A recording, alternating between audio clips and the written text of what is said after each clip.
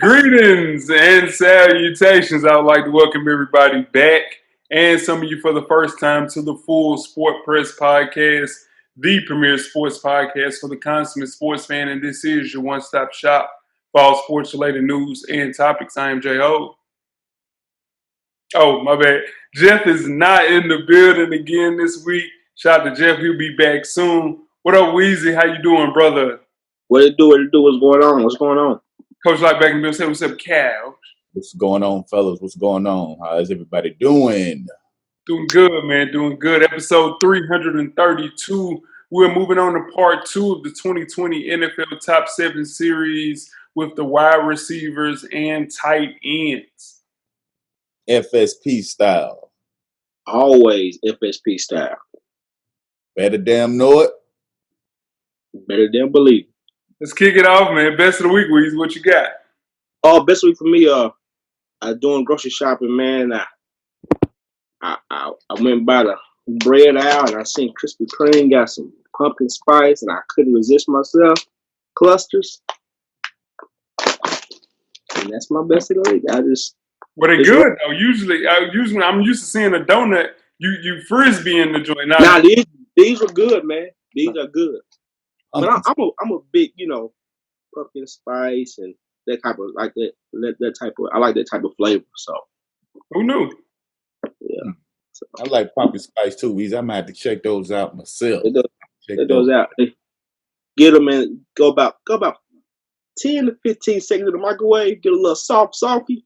Get them a little what, bro? A little soft. No. You doubled up with the salt. 10 to 15 seconds. Yeah. What you got, Coach? Are you chasing those with any kind of beverage, Weezy? I'm not. Okay. I've been on my water here lately, Coach. I've been watering. It's rough. Good. Interesting. What you got, Coach? My best of the week, man. I kind of spoke on it on our IG Live. Milwaukee Brewers pitcher Devin Williams wrote "Black Lives Matter" on the picture mount when he entered the game. He put took his cleat and put BLM in the pitcher's mound. So the entire time he was in game pitching, you could see that on the mound because when they pitched, the camera view was from behind the pitcher. So you constantly saw the BLM on the mound when he was pitching. So that was my best of the week. Facts. My best of the week. Hey, listen, it's a big deal. Lionel Messi is joining Man City. My guys, it's wrong side. Shout out to my Man City boys, man. After being with Barcelona for 20 years, the best soccer player in my eyes of the generation is looking to find a new club, and his decision will be my favorite team from the Premier League, Manchester City. I just hope we can afford his wage. He makes $646,000 a week, Weezy. That's insane. Sir. So we'll probably have to give it one of my favorite young players, my boy Gabriel Jesus. But this is the equivalent of, let's say, Tom Brady signing with the 49ers. Huge deal. Big deal, man. So I'm excited about that. You give it up Jimmy Garoppolo? Tomorrow. For Tom Brady? Right now? Yeah, no, for sure. And I like Jimmy G. But we're just talking about for 1 year. You know what I'm saying? Yeah. For a career, though, give me man. Nah. What we gonna 25, 26. Nah. What we gonna do the next year then? Because Jimmy gonna be gone. That's what I'm saying. Yeah. Nah. I was saying for 1 year. Yeah, for sure. Worst of the week, Weezy. What you got? Worst of the week is obvious, man. It's been a rough week this week. Chad Boswell died, yesterday. He had another killing. It's been a rough week, so. Sure. That's my worst of the week. It's a fact. Yeah. What you got, Coach? Man, if y'all don't mind, I have 2 worst of the week because one just happened this morning on the sneakers release. It's kind of hard to get through sneakers right now. And I tried to get the MX1s, Weezy, the green joints. Mm-hmm. And some kind of way, my card information wasn't right in the app. So while I was sitting there pending, I got an alert that said your payment wasn't processed. Did you have a complete Did you go nuts? I almost threw my fucking phone at the wall. I bet. I bet. So yeah, so I don't know how that happened. My card information has been the same all this time in sneakers app, so I don't know how that got wrong. So it goes to say I didn't get the shoes clearly. But before that, my worst of the week was the NCAA. Everybody knows that they are granting everybody that extra year of eligibility, correct? Mm-hmm. Well, this is what they're not telling people. Say you're a sophomore right now, so that means you have 3 years left, and then you get another year.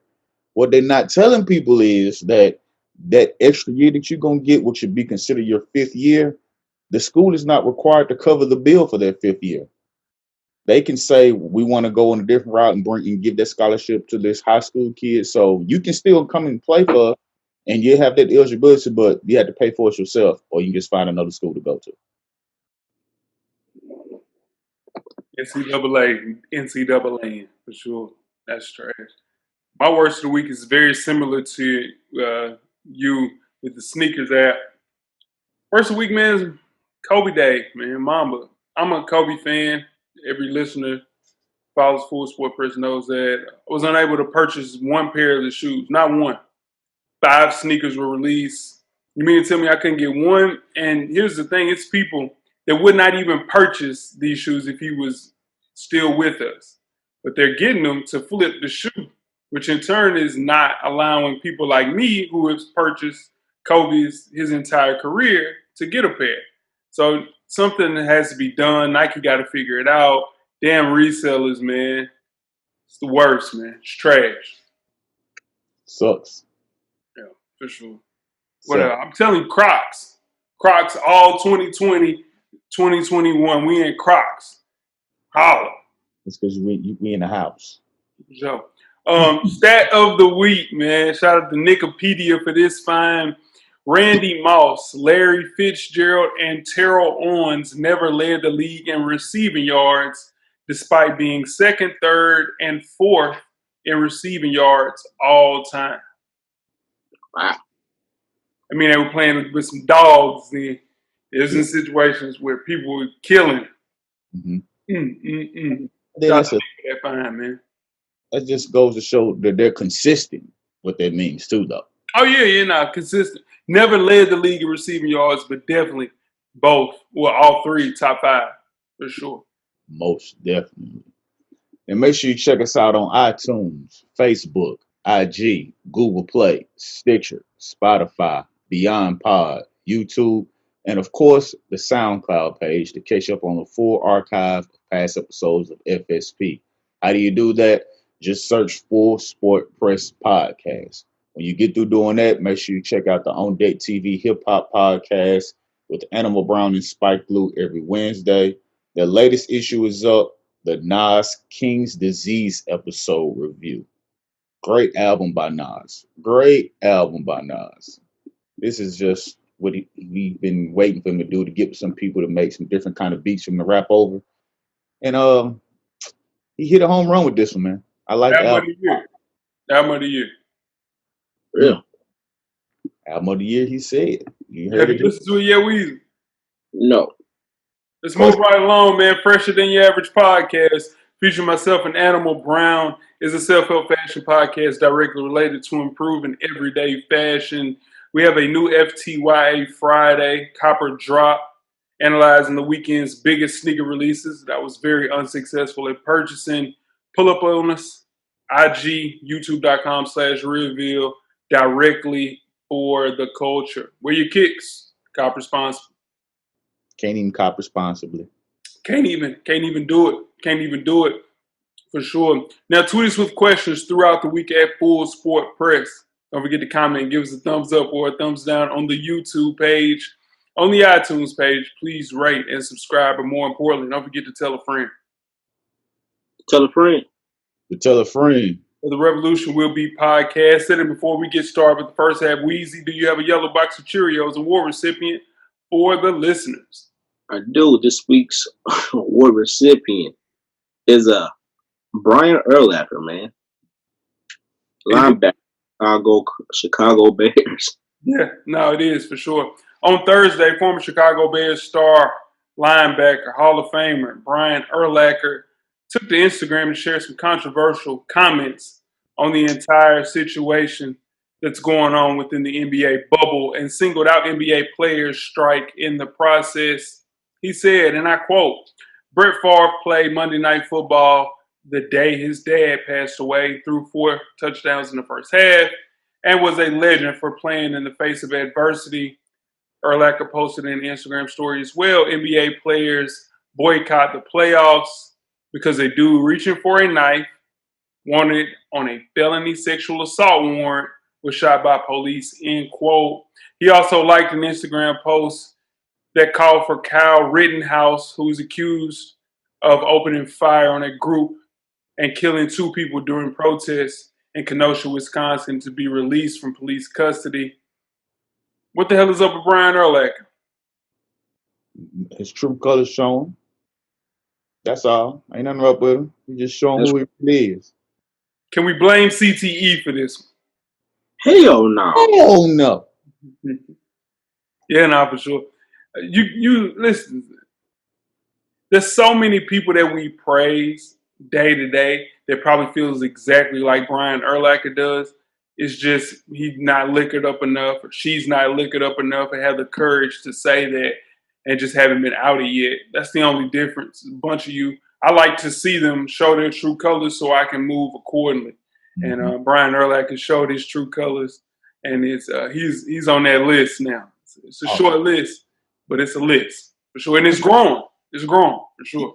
He compared a man dying naturally to a man getting shot in the back 7 times. What are you doing? What are you talking about, Brian? It's a lot of people like that, but I just can't wait for them to show their ugly face because they out there. Weezy, how we getting it to them? I might do that prime, man. I might deliver that myself.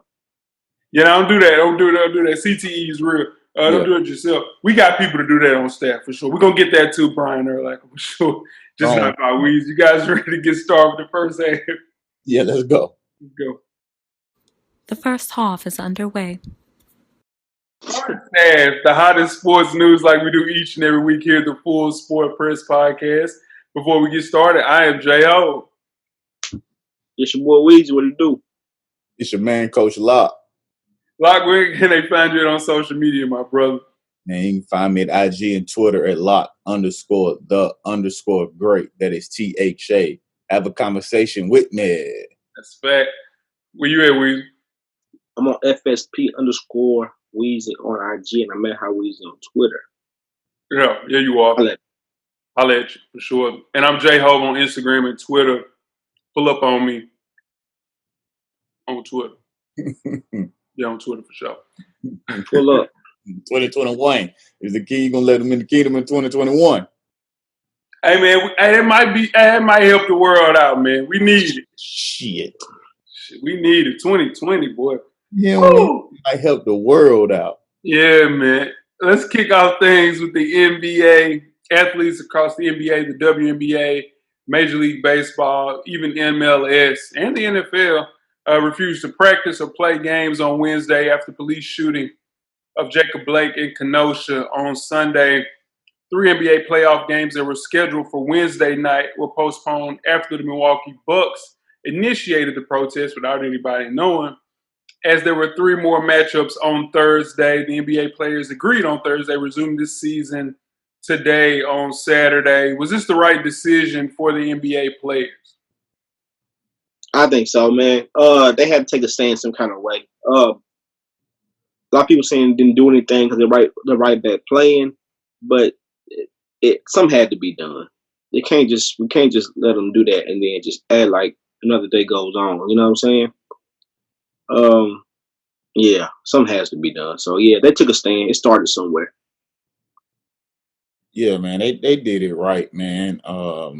And I like that the other sports followed suit, like you mentioned, especially the Major League Baseball and MLS. I wasn't surprised at all that WNBA did that. They've been taking stands and doing everything. I was shocked that the NFL teams did not practice and cancel their practices, even though some teams still went ahead and practices which some of those teams that did, I'm not surprised. That's what their owners and their top people probably wouldn't expect them to do anyway.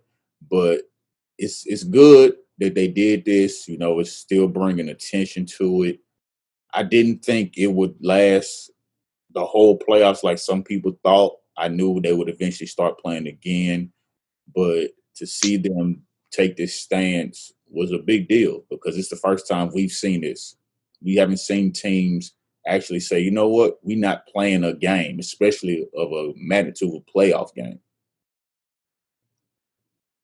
For sure.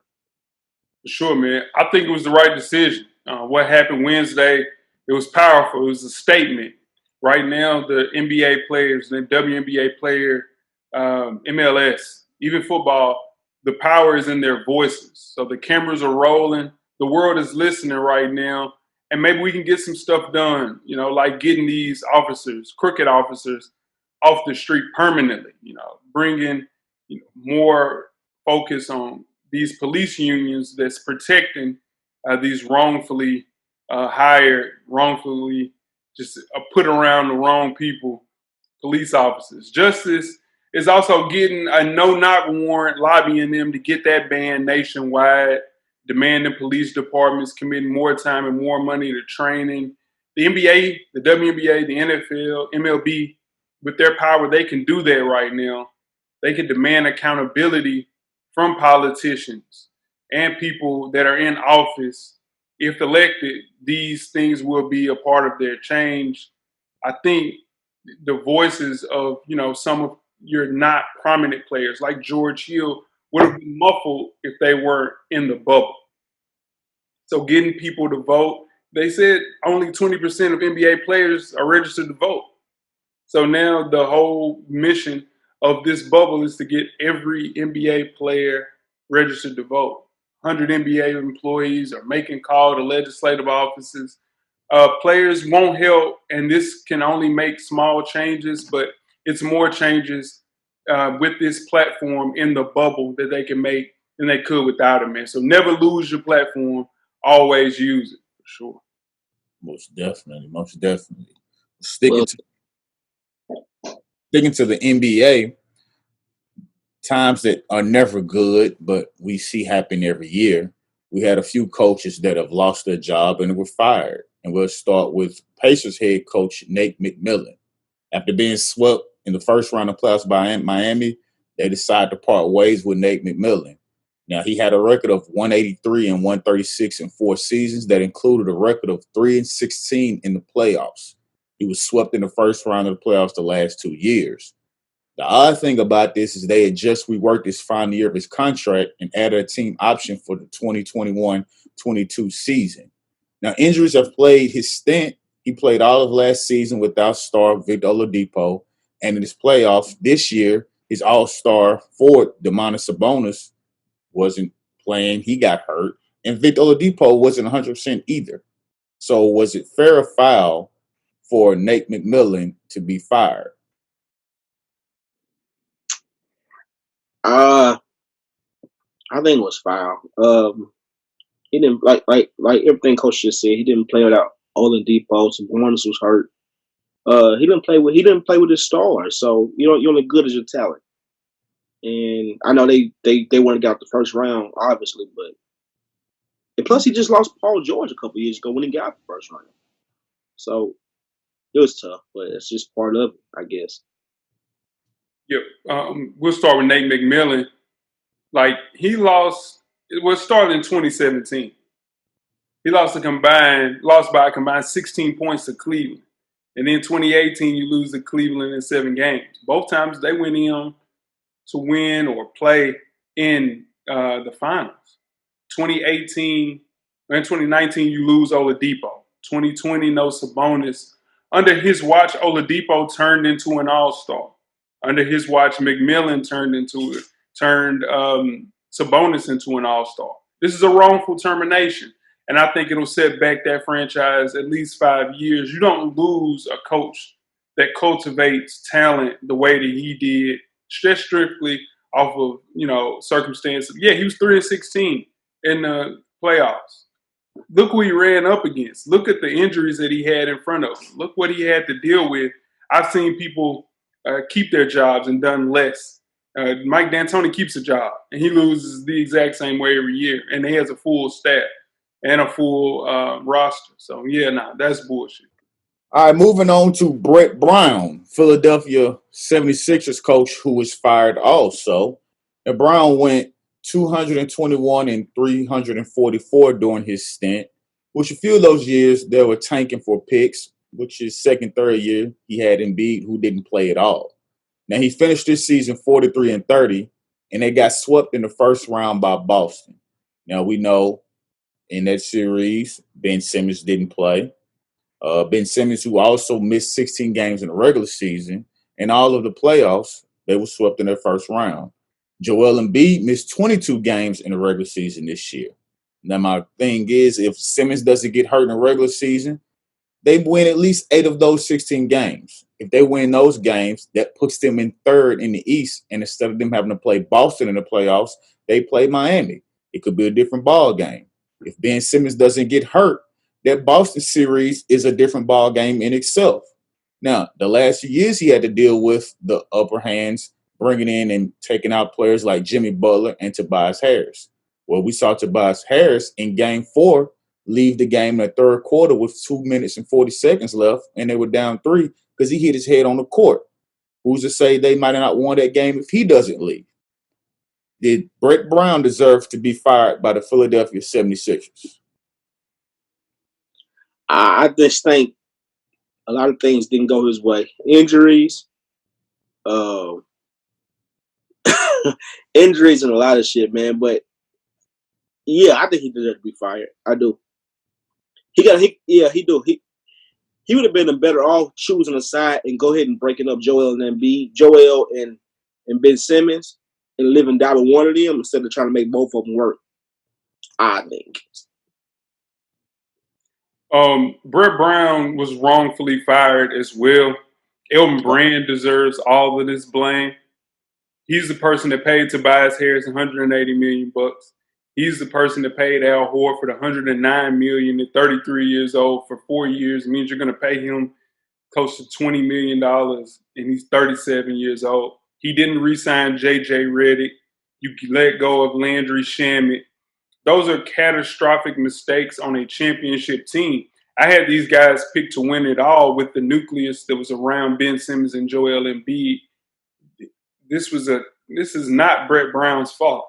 You better pray that he can trade Al Horford, who was on the Sacramento Kings wish list, for Buddy Hield, because that's the only way he can rectify these problems. Get maybe Buddy Hield. Nobody's taking Tobias Harris, so he's stuck with him for the next 5 years. That'll be fine. And Tobias Harris is solid. He's just not a number 2 or 3. He's really a 4. So, yeah, I don't think he's a 5. But, yeah, it's more Elton Brand than anything. And it's learning curves. He's a first-time GM, made some fatal mistakes, and it got Brett Brown fired in the process. Yeah, I don't believe he deserved to be fired either.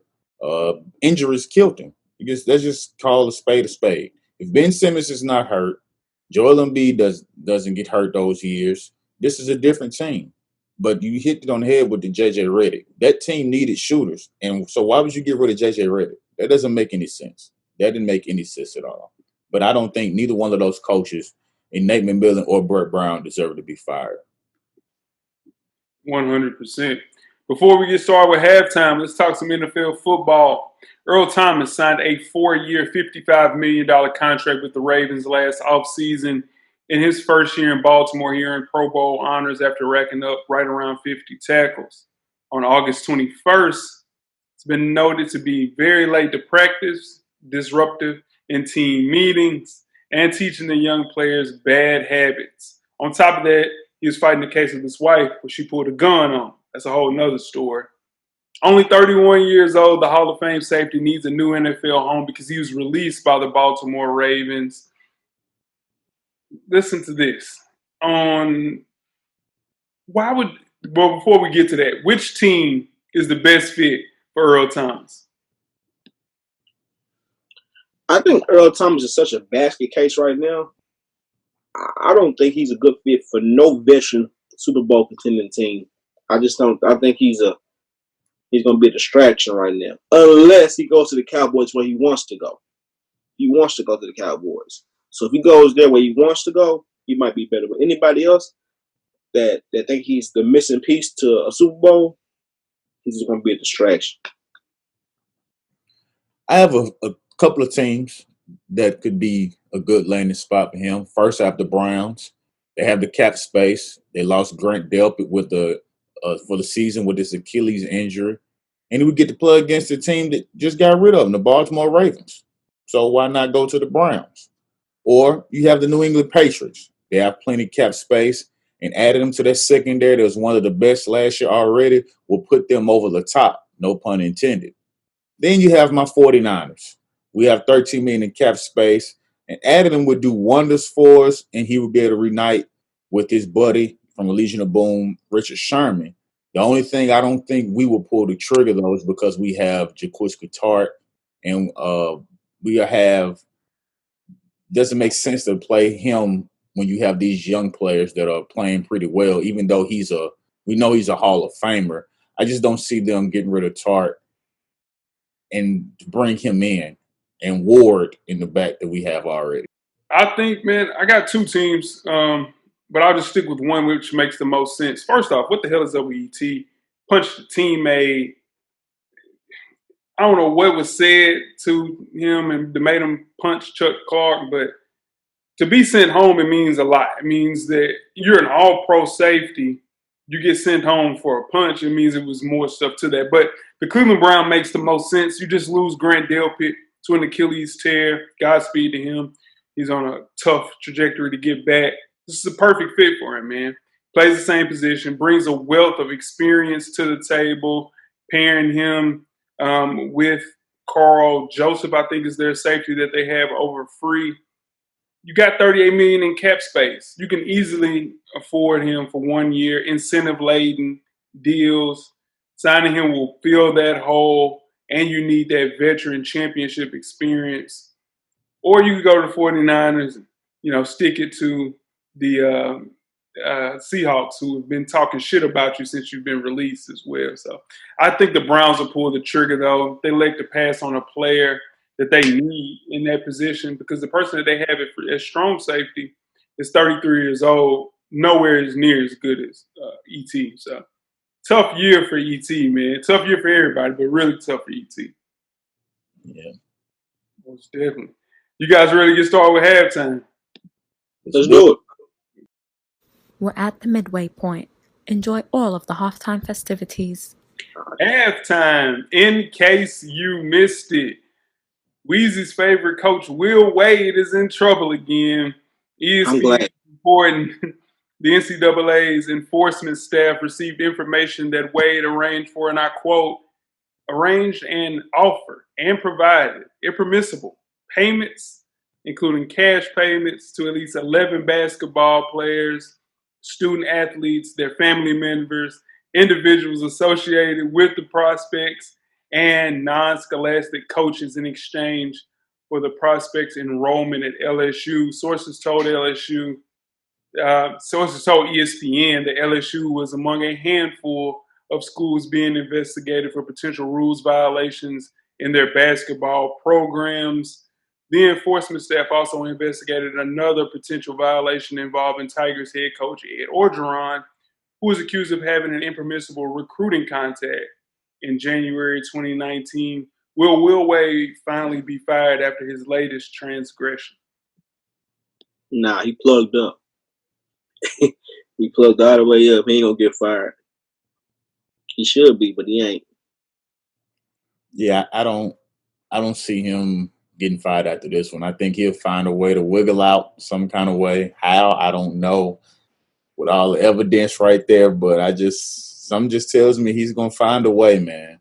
He might be I wonder how his mom and daddy sleep at night. How they sleep at night, knowing his son do some shit like that, and they keep getting caught. How they sleep? Good, because he keep putting that check in there. I come from money. He ain't worried. His family ain't worried about that. But Will Wade might be Teflon, man. He knows what a body's bear or something. 11 players, that jumps off the screen, especially when you consider he's only been at LSU for only 3 seasons. He should have been fired 18 months ago. And with there now being a new AD at LSU, so he got the old AD fired at LSU. They got to fire him now. I think he'll be fired in the next couple of weeks. You can't continue to have these problems at a Power 5 institution. And it's also bringing heat towards the football program. You don't want that because that's the moneymaker. So, yeah, now they got to get rid of Will Wade ASAP this year. I think he did too much, and I don't think he'll ever coach again. He's too hot.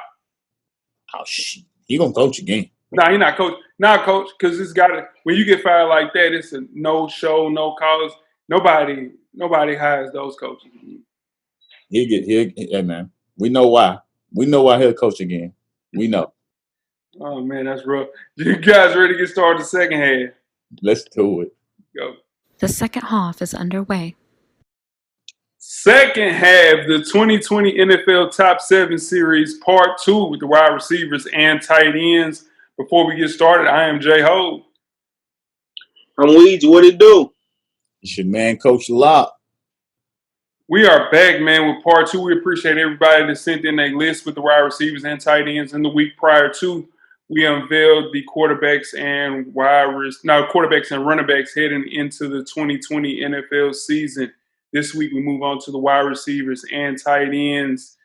FSP and our listeners came together to make a list who we perceive to be the top 7 wide receivers and tight ends going into the upcoming NFL season. Now, this list, again, is strictly related to their 2019 and 2020 stats and performance, and who has the best chance of maintaining their great play heading into next season. Without further ado, let's go with the top 7 wide receivers. The NFL is well into a pass-happy era, clearly by this list, with prolific playmaking wide receivers. Now, stats tell you a good part of the story, which a lot of people are pushing on, but the overall impact on their team's quarterbacks and offenses also deserve plenty of attention. There's also an eye test, seeing how one great playmaker stands out from another. Coach Locke, give out last year's rankings, 7 through 1. 7 through 1 for last year, we had Tyreek Hill at 7, Devontae Adams at 6, Odell Beckham at 5, Mike Thomas at 4, Antonio Brown at 3, Julio Jones at 2, and DeAndre Hopkins at 1. Correct. All right. So we unveiled our list as we put this list together. Some arguments there. This wide receiver, this might have been the hardest 7 that we put together as far as a list to unveil to the members. That's what we'll do. Starting off with our honorable mentions. Chris Godwin, Weezy's guy, fought for this guy tooth and nail. He's 24 years old. He had 86 catches, 1,300 yards, 9 touchdowns. How did Chris Godwin get left off this list? Jay Taylor. But nah, he got I left off the list because hell, I can't answer that question. I don't know how he got left off this list. I don't know. How do you get left on the list, J-Ho? I think that Chris Godwin won't have 1,300 next year. And I think there's 7 other, almost 8 other wide receivers that will have a equally or better year than him. That was my fact of not having him on the list. Great year, though, but it's just 1 year.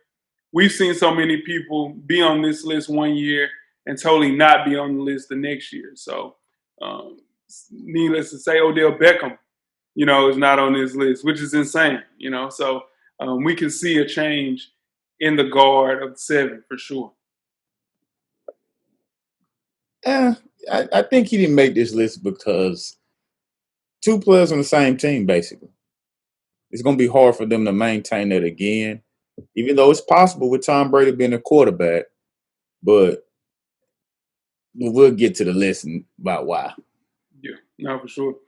The next person is Cooper Kupp, 27 years old, was not ranked last year, had 94 catches, 1,100 receiving yards, 10 touchdowns. With losing Brandon Cooks, I think the Rams still boast one of the most talented and most underrated receiving tandems in the entire NFL with him alongside Robert Woods.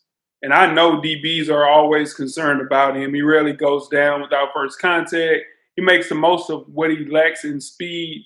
I think he'll show you guys a lot this year because it's a contract year. And Cooper Kupp is just scratching the surface in my eyes. He was on my list. Yeah, he's on his list. That's all that's all you can say about that, coach. He was on his list. Yeah, Cooper Kupp wasn't on my list. I didn't realize he had as many receptions. I knew he had a good year, but I just couldn't put him on my list over the people I had on my list. Not to saying he's not a good receiver, just I didn't have him on my list. Fair enough. And last but not least, on the honorable mentions, Amari Cooper, 25 years old, wasn't ranked last year.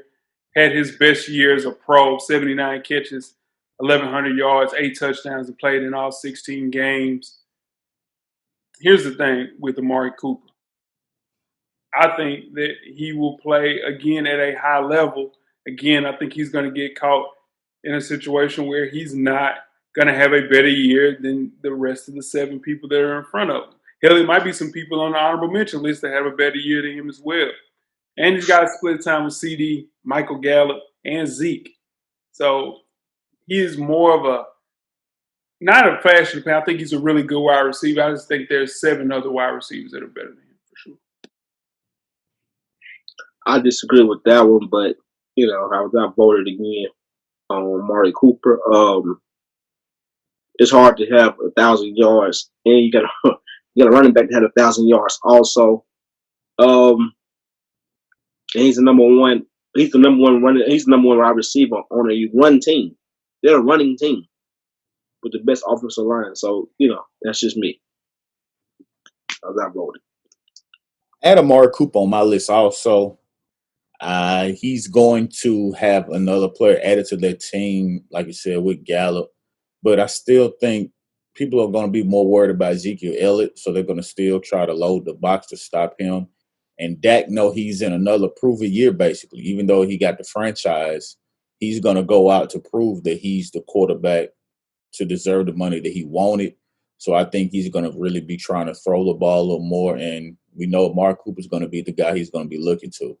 So I'm not going to be surprised if Amari Cooper makes this list next year.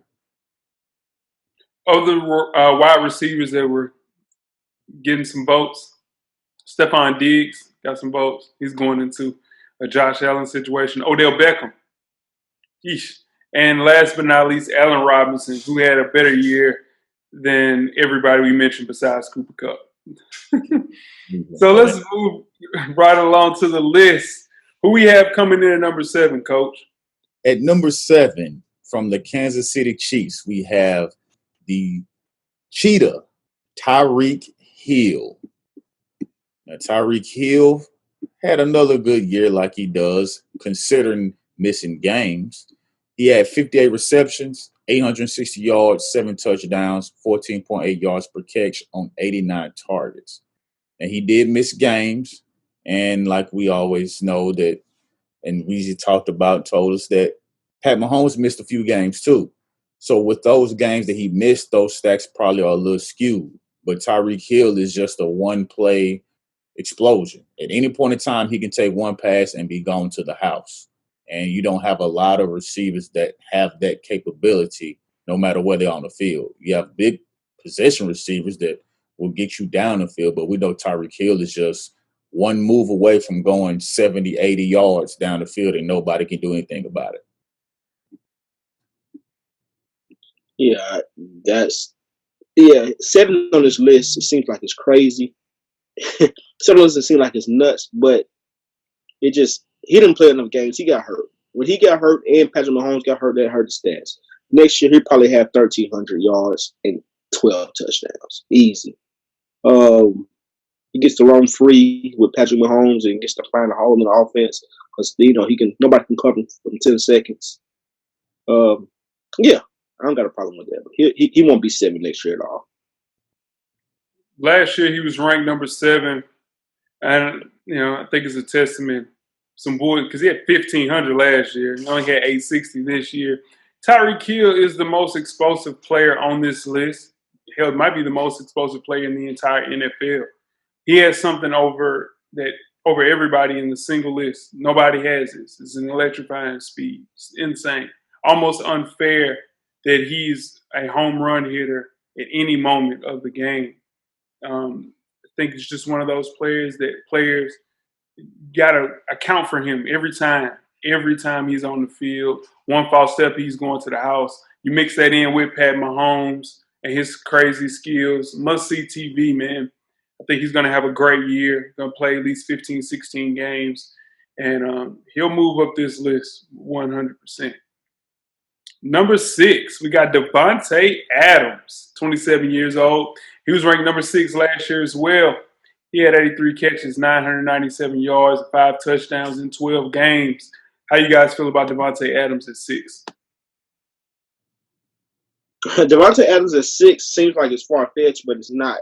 A lot of people on this list, since a lot of people on this list did, I don't know, man. These wide receivers are rough, but Devontae Adams, at 6, it seems like, oh man, why he could be 4 or 5 or maybe even 3, but to what he did when Aaron Rodgers, and he's the only one on that team, pretty much is remarkable. So I really can't complain about him being here. He's gonna move up next year for sure. He's gonna move up to. He's gonna be. I'm gonna say he'd be top 5 next year. Yeah, Devontae Adams, man, is he's a product of Aaron Rodgers. He's playing with a gunslinger. They never give Aaron Rodgers a lot of weapons, so he always has that one receiver that he know he can count on that's gonna kill. He will if he moves up. It's gonna be tough to move up on this list, man, because of the people on this list and the people that were left off this list. Some of those people are going to be on this list next year, and I'm not sure Devontae Adams is going to actually move up the list. He probably will make the list. I just don't know if he'll move up the list. But Devontae Adams, man, he just makes big catches, big plays, and when he makes some of those catches, he has a lot of big chunk plays. Like we don't talk about that. Like we talk about with Tyreek Hill, how he's one play and he's explosive. Devontae Adams can make a lot of big plays off catches too that he doesn't get credit for. So he's a good receiver, man. So he definitely deserves to be on this list, though.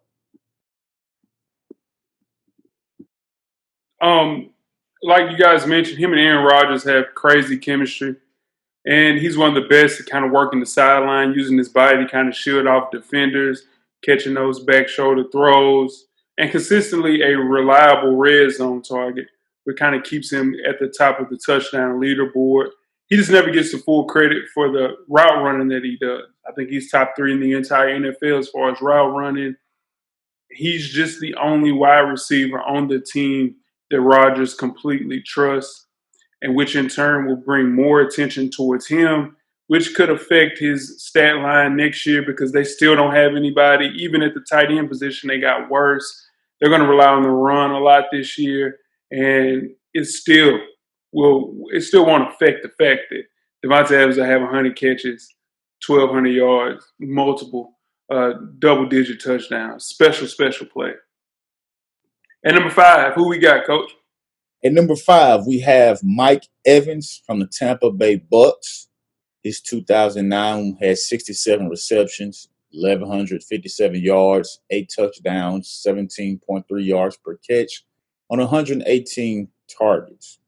Now, he's going to be the product of getting the great Tom Brady. He played with Jameis Winston last year, who threw for 30 touchdowns and 5,000 yards.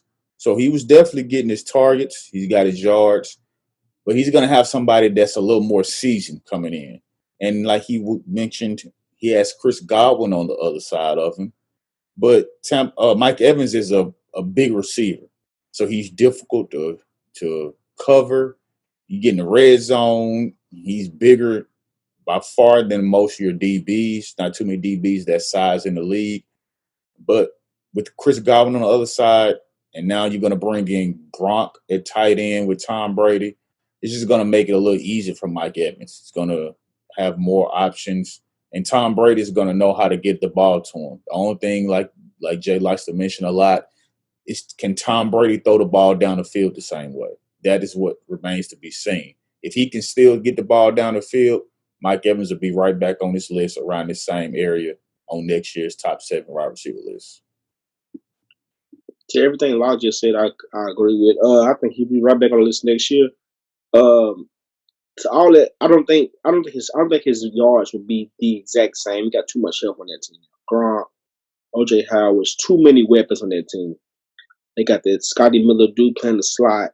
It's just too many weapons for him. Too many ways to spread the ball around for him to do what he did last year. Him not being ranked last year, this is a Lifetime Achievement Award. Mike Evans is 27 years old. Just raw talent, crazy hands, ability to out-jump a lot of players. Now he gets Tom Brady. Here's the thing, though. Mike Evans is a deep ball threat. Tom Brady can't throw the ball deep. Jameis Winston was throwing the ball deep. He takes those chances. Tom Brady's not taking those chances. So Chris Godwin will eat more. Scotty Miller will eat more. Of course, Gronk will eat. OJ Howard, check down to a running back. He's been in the league 6 years and logged 6 1,000-yard season campaigns, and this is with erratic quarterback play. I think he'll simply benefit from a little bit more consistency, but I don't think his numbers will match due to the fact that Tom Brady just can't simply throw the ball down the field, and Mike is a definitely deep ball threat. So, now if this is Randy Moss, yeah, but this is the years of, Tom Brady's not throwing to Randy Moss. 43 years old. He can't get the ball to Mike Evans, which is unfortunate. Number 4, we got Keenan Allen, 28 years old, was not ranked at all last year, which is criminally insane. He had 104 catches, 1,200 receiving yards, 6 touchdowns, and played in 16 games. How you guys feel about Keenan Allen at 4? You go, Jay. You want to do this one first? Go ahead. I can, for sure. Keenan Allen is the best route runner in the entire NFL. Does all the dirty work. Criminally underrated. Terror in front of a cornerback. He's a big wide receiver, and he gets open. Nobody gets open like Keenan Allen as far as route running. And it's 68% of his catch rate over the past 3 seasons is one of the best for a high volume player.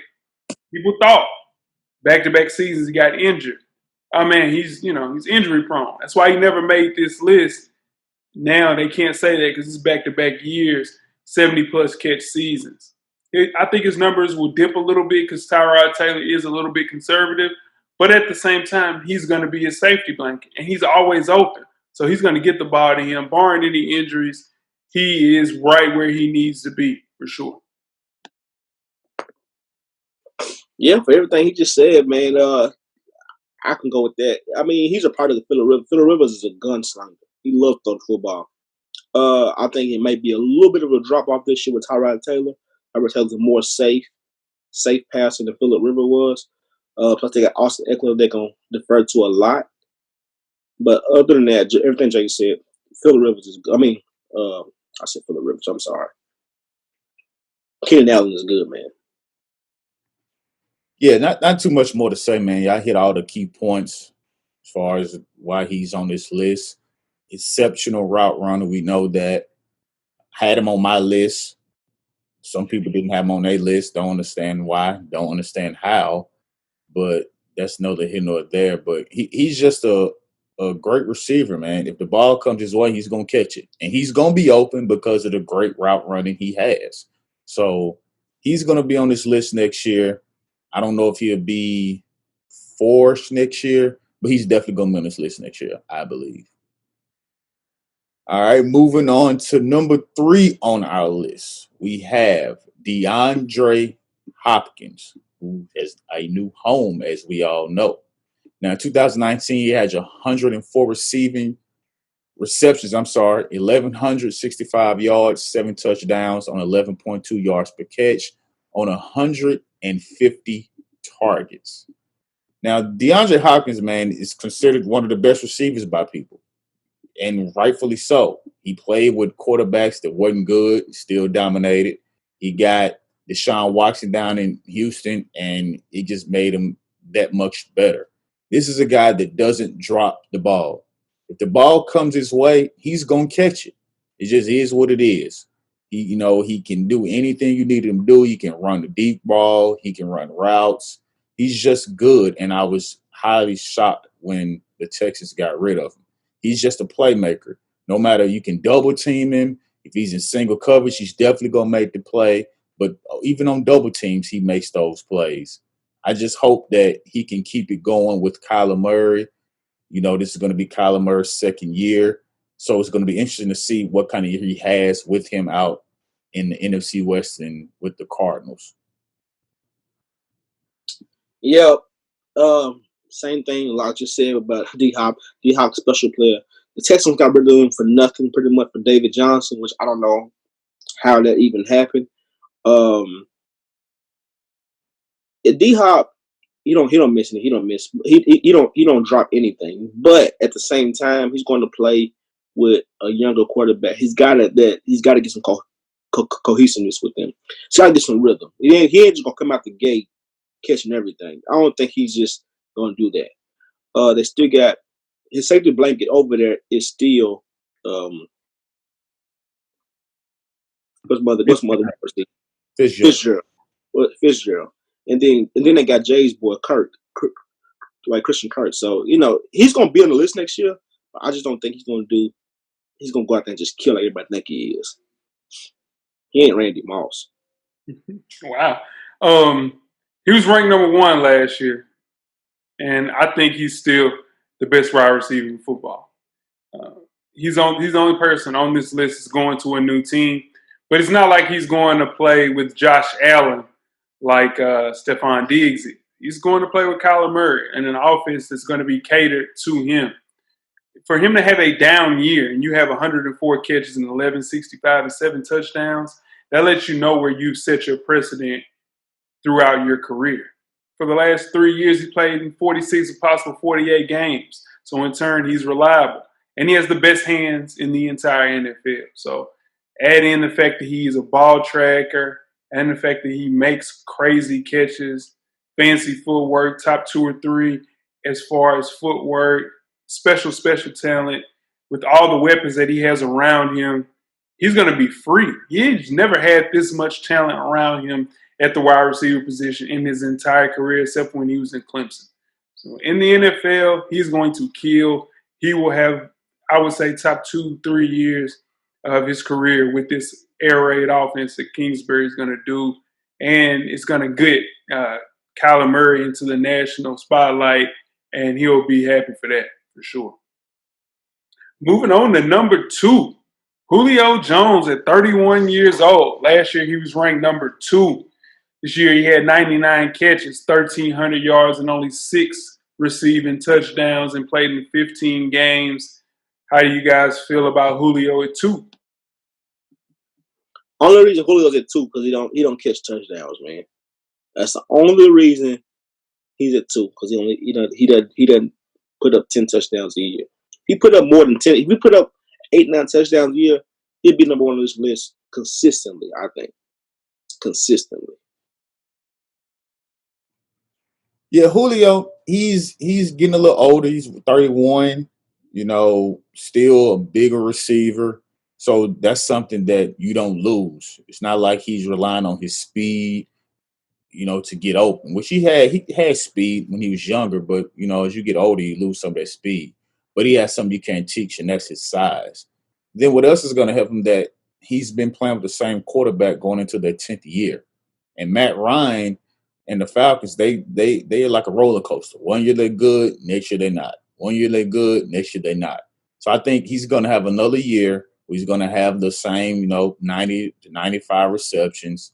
He's going to have 1,000 yards for sure. And he'll have average around, get around the same thing he always does, about 6-7 touchdowns, which is still mind-boggling to me because you're getting the red zone. So if you're in the red zone, you would think you'd go to your big receiver. But Julio is just Julio. He's consistent. He's just as long as he's still playing in the NFL and he's not hurt, he's going to be around this top 3 wide receiver list. Yeah, arguably the most talented wide receiver in our game, top 5 of our generation. I think just continuously puts up monster numbers. Over the past 6 years, he's averaged 1,500 receiving yards, y'all. And he's played very reliable football because he's played in 47 of a possible 48 games. He'll remain Matt Ryan's number one target with Austin Hooper leaving in free agency.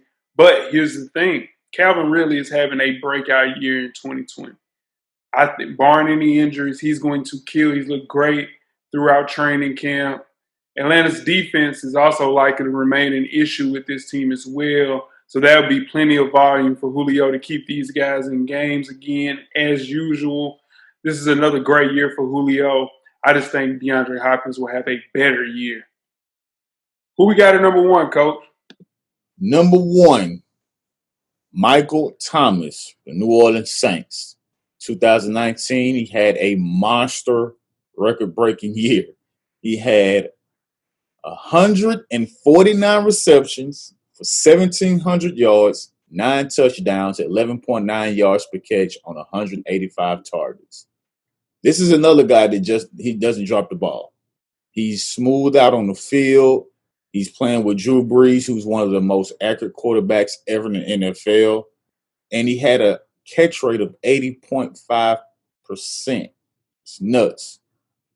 Just breaking the record of Marvin Harrison, who's a great with that 149 receptions, is crazy. To think that he had 149 receptions, and I think the next person close to that was 111 receptions.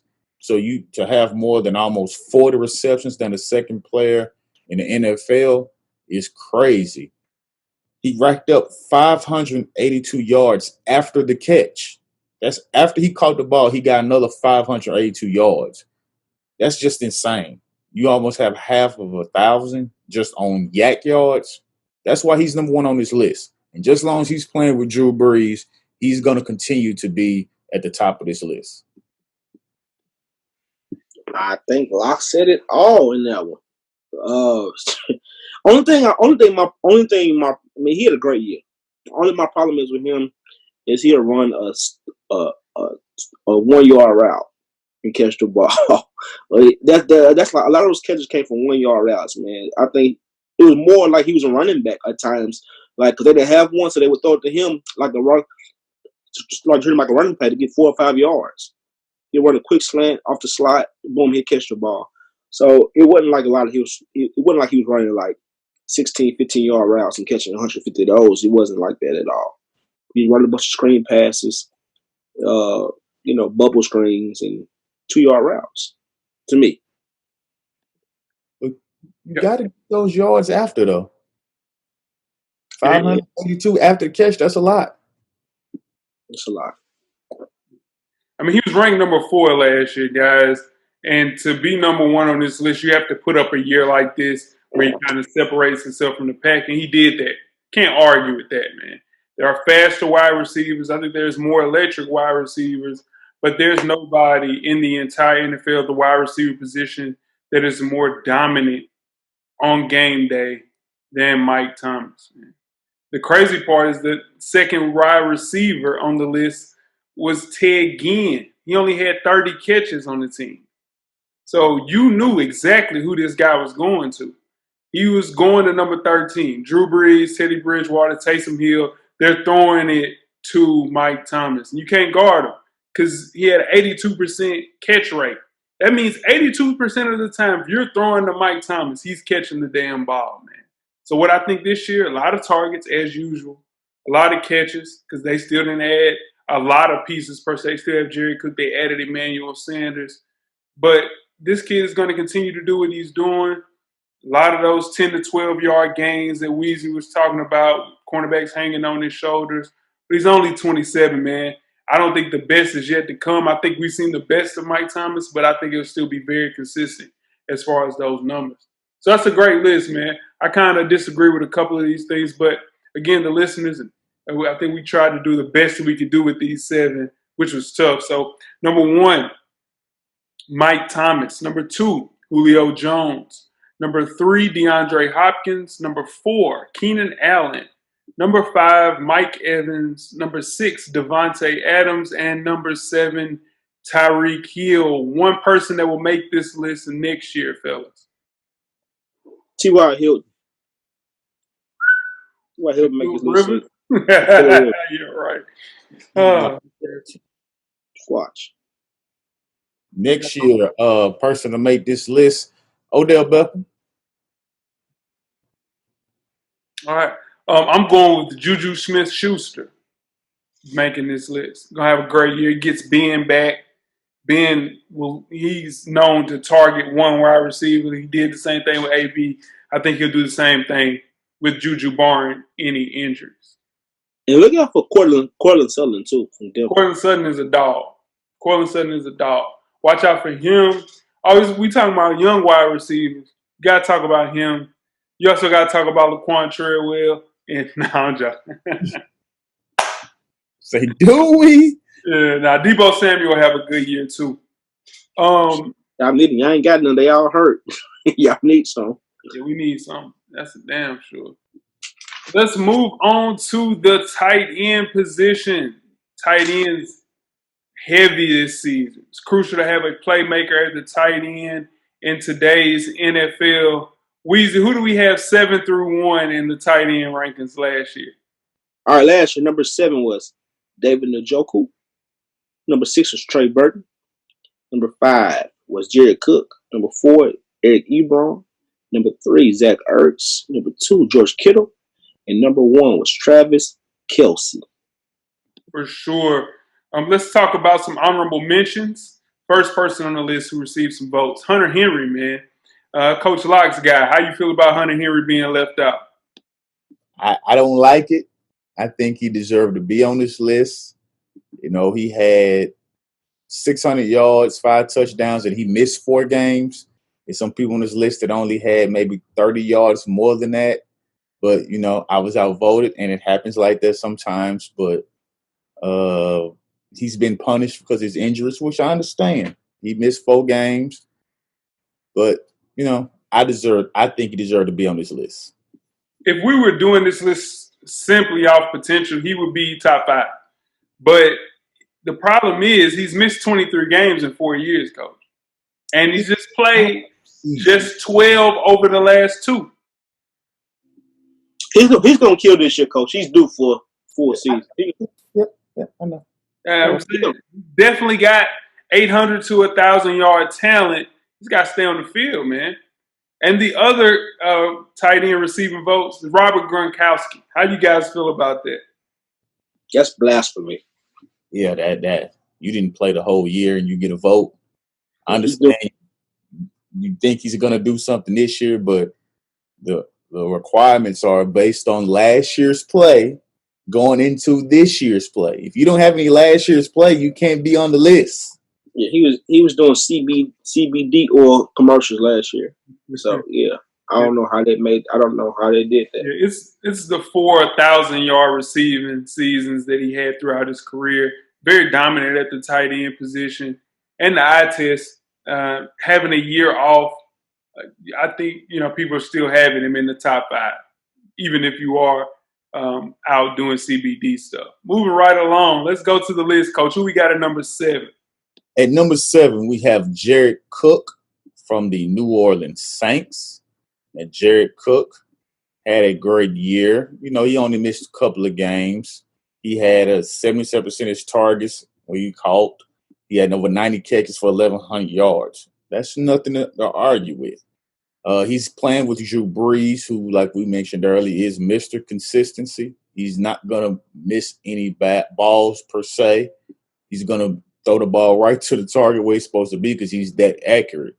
But Jared Cook, he's a blanket, and to have those yards and no receptions playing alone, Mike Thomas, who had the year that we talked about, is good for him, even though Mike Thomas had those receptions. So Jared Cook is just reliable. He's missed a few games, not as many as Hunter Henry, clearly, but he still get the job done. Yeah, I agree. I think Jared Cook's one of those players Jared Cook is long in the tooth and still putting up big boy numbers. I remember arguing Jay with last year, man, he shouldn't be on the list, and he made the list again this year. So I'm all about Jared Cook right now. I think he's a product of playing with Drew Brees. I mean, that fell out good for him late in his career, but he's still putting up big boy numbers. If you look at Jared Cook, man, I think the biggest downside of him is his age. He's coming off back-to-back Pro Bowl seasons, first two of his entire career. So he's looking into his 11-year career as getting better as he's gotten older. And it helps being a part of that Saints offense. He's the second option for Drew Brees. It's just been a very solid wide receiver. And I think and I'm one of those people, I underrate Jared Cook every year. And I put Hunter Henry in my list in front of him. And this dude's a Pro Bowler, man. So, yeah, 100%. I think I missed. Did I say he had 900? I mean, he had 700 yards on 43 receptions. Oh, yeah. I mean, with that team, man, it's just crazy. It's crazy to see how he's eating like that at 33. Sure. And he was number 5 last year at 33. It's crazy. Number 6, man, we have Austin Hooper. He wasn't ranked last year. Played for a entirely different team, moving on to the Browns this year. He had 75 catches, 787 receiving yards, and 6 touchdowns, and only 13 games played. How you feel about Austin Hooper, fellas? Austin Hooper, man, playing with Matt Ryan and Julio Jones, and you still getting 787 yards as a tight end. I think that's great. You still got the other. What's the other wide receiver with that, Jay, that you think is going to kill this year? Calvin Ridley. Right, Calvin Ridley, and you still as a tight end getting 787 yards, 6 touchdowns. I think Austin Hooper is doing what he's supposed to do. I don't think he'll move up on this list, but he'll make the list next year. Good fantasy pick too, by the way. Yeah, I agree. I don't think he's going to move up on the list. Playing with Baker Mayfield is going to help him a lot, though, because I think he's going to be his outlet. When he's kind of under pressure, I think he'll just throw to Austin Hooper underneath instead of throwing the ball to ODB and Jarvis Landry. But I think Austin Hooper will be on this list next year. Cleveland paid for this guy, man. You paid him $44 million over 4 years, and I don't think they're making big of a gamble. He's only 25 years old, showed he can be steady and under the radar target. You match him along with Odell, and you got Njoku who can spell in and out. He's matched or improved his catches, yards, and touchdown every single year that he's been in the NFL. I can only see him continuing to increase that, even if it's not as much as far as the targets that he'll get in Cleveland that he did, and then when he was in Atlanta. I think he still put up really good numbers at the tight end position. We'll talk about a sleeper. Tell him who number 5 is, Coach. Number 5 is Mark Andrews from the Baltimore Ravens. He has 64 receptions with 852 yards and 10 touchdowns on 98 targets. And he's playing an offense that we know is built around Lamar Jackson, which is built around the run. That just is what it is. And he's somebody that came out of nowhere. You know, he was not the top tight end on that team, but he just stuck through it and became the tight end on that team. Of course, Lamar is still going to be the man on that team. He just has to make sure that he's not worried about trying to be the man on that team. Just let Lamar Jackson continue to do what he does and just get open. Let him be your blanket. Let him be the person you get the ball to when he can't get anything going. But at the end of the day, Mark Andrews is going to be on this list. I don't think his numbers will increase a lot because you have the rookie wide receiver that's going to be going to his second year with Baltimore. That's going to figure out a few more things, and I think Lamar try to get him the ball a little more. Now, this one I think is completely fool's gold to me. It's completely fool's gold. I think Mark Andrews was told, you know what, stay close to Lamar Jackson until he runs past the line of scrimmage and he can't pass the ball. So he was staying close. He got in trouble, dump that ball. If he took out running, go block. So I think that's a lot of his passes came there. I don't think he'll increase that much. I just don't. I don't think they're gonna lock in on him and say, oh, he's not really a threat. I just don't think it'll increase that much. He might not even make the list next year. Woo! Woo! Hot. He was buried. Damn. He was buried on the depth chart, man. As the 4th tight end in that crowded depth chart. just 2 years ago. And he's emerged as Lamar Jackson's favorite target. He's only going to increase that, man, because you're always going to need a check down person. He will always be there for that person. He caught 10 touchdowns, man. You only missed 4 games. Come on, man. Come on, man. He still got a lot of grass in front of him, man. 24 years old, built the block, but can catch. Sky's the limit for this kid. I think he'll be a top 3 tight end. I think he'll surpass some of these people like your Zach Ertz, things of that nature. I think Mark Andrews, this is the year for Mark Andrews for sure. Speaking of Zach Ertz, number 4, man. Zach Ertz, last year he was ranked number 3. He had 88 catches, 916 receiving yards, and 6 touchdowns in 15 games played. How you guys feel about Zach Ertz at number 4? Zach Ertz is the model of consistency. He does it year in and year out. He's Carson Wentz he's lucky to play with Carson Wentz first of all. But yeah, man, I think a lot of times last year he was a go-to player on that team. Everybody else was hurt. Remember they had no wide receivers. They were picking up people from the BMI from the trash man truck out there to go play. They had nobody except him. He still had 900 yards. Come on, give him his flowers right now. Yeah, he's consistent, man. He's done this every year, you can almost say, and he has that chemistry with Carson Wentz. You know, for your tight end to have 88 receptions and 900 yards, that's amazing. But like Weezy mentioned, they didn't have any receivers on the team. They were all hurt. But he's still consistent. He's going to give you about 60 to 65, 70 receptions every year. He's going to be there. He's going to be open. And Carson Wentz knows he's going to be there if he can't get the ball to anybody else. So Zach Ertz is going to hover around this list for the future for the next couple of years. Yep, Philadelphia's top receiving option since Carson Wentz landed in town has been Zach Ertz, just a steady hand with at least 70 catches, 800 yards in 5 straight seasons. He continued that in 2019. The thing that I think will hurt him going into 2020 is Goddard, because he's going to get more reps than him because he's equally as good. They have 2 starting tight ends on this team. Ertz has the actual chemistry, though, with Carson Wentz that I think he'll get more targets. But Dallas Goedert is a really, really good tight end. And I think it'll split some time as far as chemistry, which in turn will erase those numbers where I have Mark Andrews getting in front of him next year. Who we got at 3, Coach? At number 3, we have Darren Waller from the Las Vegas Raiders now with 90 receptions, 1,145 yards, 3 touchdowns on 117 targets. Now, this is a guy that came out of nowhere. Nobody, before this past season, nobody could have ever said that Darren Waller would be number 3 on this tight ends list. But for your tight end to have 1,100 yards and 90 receptions is great. And it's only going to get better because the Raiders are adding speed with their rookie wide receiver. So who's going to give them a little more person to stretch the field out, and Carr's going to get the ball to him. He knows he can rely on him. It's crazy to have those numbers.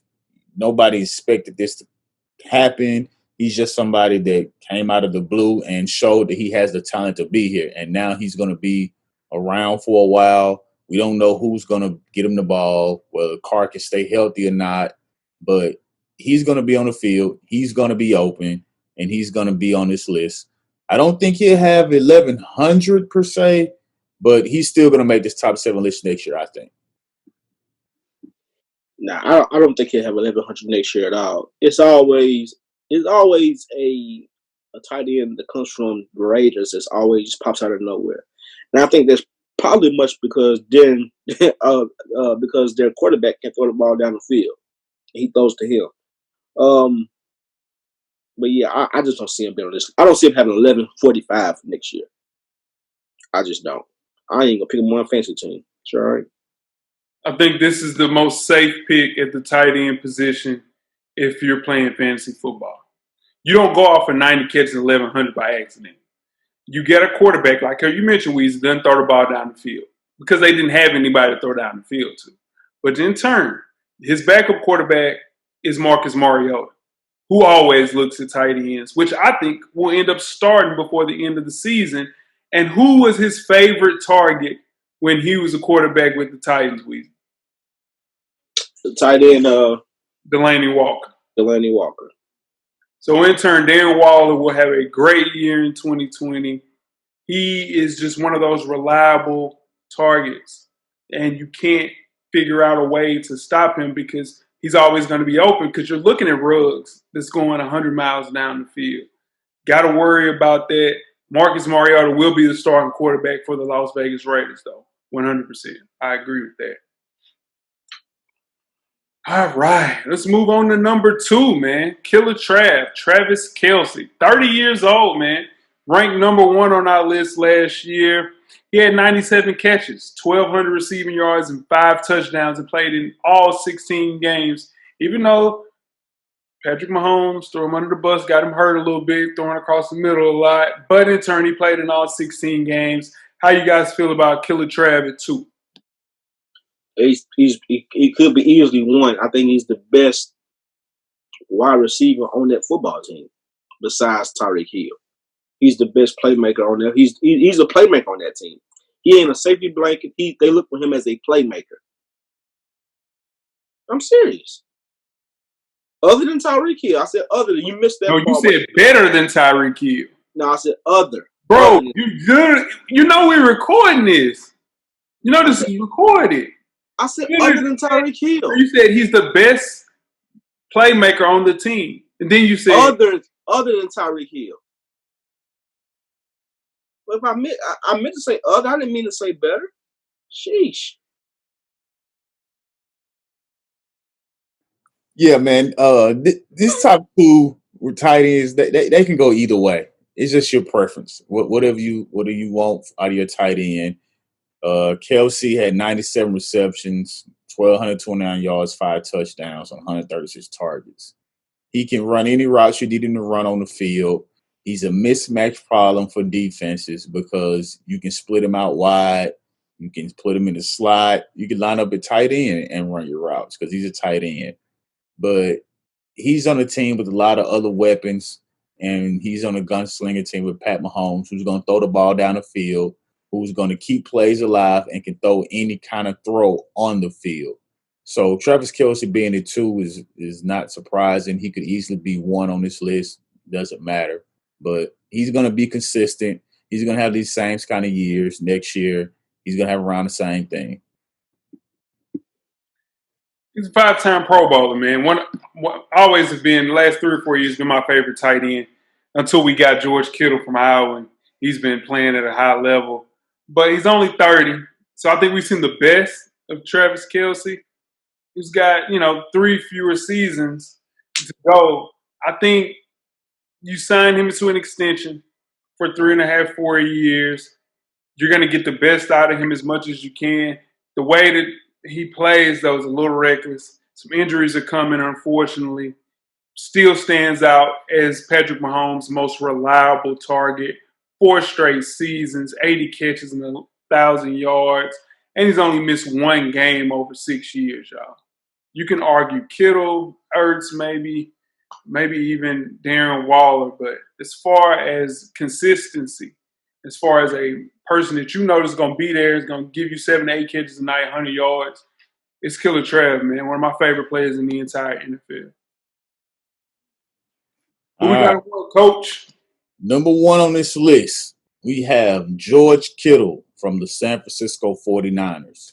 He had 85 receptions, 1,053 yards, 5 touchdowns on 107 targets. Like we said, he could be 1, he could be 2. Just happened to be 1 on this list this year.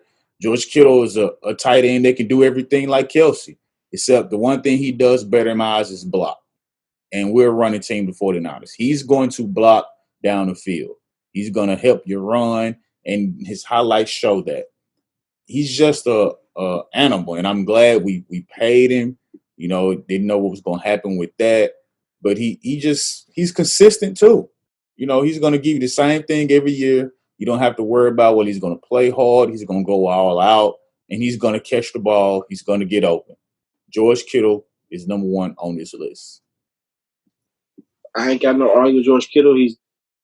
Everything Locke just said. He's Mr. Consistency for that team. He gives that team energy boost every time they need it. He makes plays when they need it. When the opponent knows that it's time for him to make a play. I ain't got no. I number one. I think Kittle is the closest thing in both stature and production to a number one wide receiver at his position. 2-time Pro Bowls, only 26 years old. We extended him to the most money in tight end history. It's insane. He's just one of those guys that's sure-handed, bringing in nearly 80% of his 100-plus targets. And he's Jimmy G's favorite target. With this offense being kind of limited at the wide receiver position, he's needed. I don't know why we haven't traded to get the likes of a number one wide receiver, mainly because I think that we are confident in Kittle and his abilities, but we can't put all the pressure on him. We got to find somebody else besides Debo. I don't think we believe in Brandon Ayuk to be, ones, twos. We need an X wide receiver. We don't have that right now. So for right now, we just have to settle with George Kittle, who's the best at this position, I think. Good list, tight end, man. I feel good about the list. Number 1 is George Kittle. Number 2 is Travis Kelce. Number 3 is Darren Waller. Number 4 is Zach Ertz. Number 5 is Mark Andrews. Number 6 is Austin Hooper. Number 7, Jared Cook. Who is a tight end that will make this list in 2020, fellas? No effect from Denver. Like that, Weezy. I'm going to go with Evan Ingram from the Giants. You do that every year, Coach. Every damn year. Yeah, I don't do it every year. No, you bring up somebody brings up Evan Ingram every year, and he lets us down. My person is Irv Smith for the Minnesota Vikings. He will have a breakout year in 2020. They're going to get, what's the Randolph? Kyle Rudolph. And get him out of there. What about TJ Hockenson in Detroit? Yeah, Hockenson going to kill too. Tyler Higbee going to be all right too. Who? Tyler Higbee from the Rams. He had a breakout year last year, Coach. I'm saying you said we're going to be on this list. He sure did. He didn't ask who broke out, did he? He said who's going to be on this list. Yeah. Yeah. That is another top 7. Next week, we move on to the pass rushers and the linebackers. Send in those lists. We appreciate everybody that's hitting the list for the quarterbacks, the running backs, wide receivers, and tight ends. We'll be accepting those until 7 p.m. Central Standard Time next Friday. Join our IG Live recap for this episode on Wednesday. We appreciate everybody pulling up. Anything else before we get out of here, fellas? 6:30 Wednesday Central Standard Time on IG Live for sure. Go to you. Black Lives Matter shirt, Weezy. Why you didn't get the team one? We all could have wore Black Lives Matter shirt today, bro. I got on Man City. They ain't paying me. I got on San Francisco. They damn sure ain't paying me. That's all you got, huh? That's all you got. Cool. Tweet us with questions throughout the week at Full Sport Press. Don't forget to comment, give us a thumbs up or a thumbs down on the YouTube page, on the iTunes page. Please rate and subscribe. But more importantly, please don't forget to tell a friend. To tell a friend. To tell a friend. Weezy. Everything paid for, baby. Coach. Get a drummer song. The revolution will be podcasted, fellas. We are out. Life moves pretty fast. If you don't stop and look around once in a while, you could miss it. Thank you for listening to the Full Sport Press podcast. To catch up on prior episodes, visit the SoundCloud page. And don't forget to tell a friend to tell a friend.